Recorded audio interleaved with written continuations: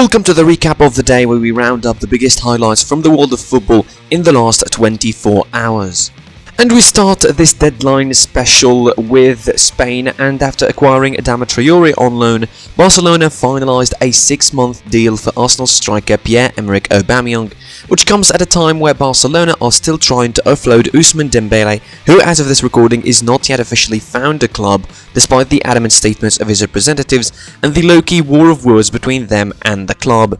As for Arsenal, this is a massive loss for them because not just of Aubameyang's current form, but because of their failures to snatch a deal for a striker to replace him, as they missed out on Dusan Vlahovic, who went to Juventus, and could not convince Real Sociedad's Alexander Isak to join them as their bid was lower than required by Real Sociedad. Keeping up in Spain, and shocking reports emerged yesterday that an agreement in principle has been reached indeed between Kylian Mbappe's agents and Real Madrid for a mega move to Los Blancos, according to Bild Sport, the German newspaper. The German newspaper suggested that the deal will cost an accumulative fee of over 200 million euros, including a potential 50 million as a transfer fee, plus agent fee, bonuses and add-ons. Also, according to Bild, and Marco Mbappe is set to become the highest paid player in the world football, with a net salary of 50 million euros per year. This comes after a bit of a push and pull regarding the move, as it looked for a while like Mbappe could choose to stay with PSG after reported negotiations began to renew his contract there.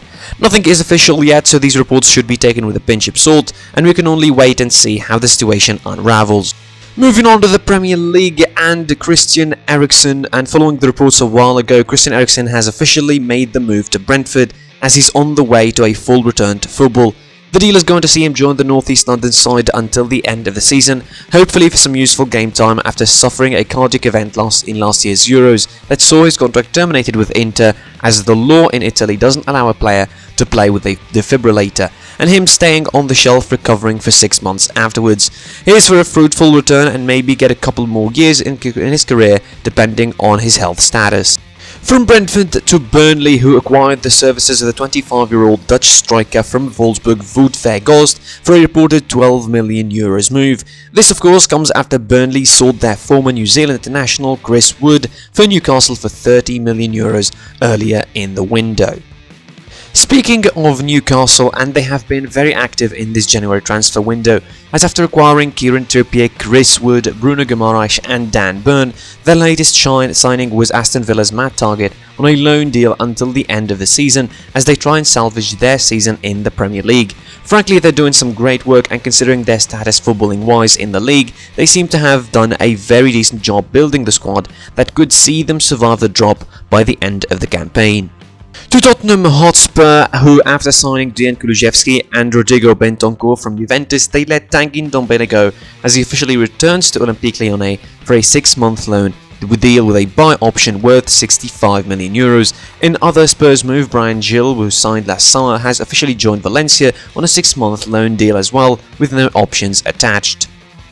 Still in the Premier League and in Everton, and after Van de Beek, their newest deadline day signing would be the former Spurs man Dele, who officially made the jump to the Toffees in a free transfer with 50 million euros set to be paid next season, with more add-ons and bonuses related to team player and performances as well. Sticking with Everton and finishing off with some manager movement there, Frank Lampard is set to start a new experience in the Premier League as Everton's new coach when officially announced as their newest gaffer until June 2024, mere days after the sacking of Rafa Benitez for horrendous results with the club.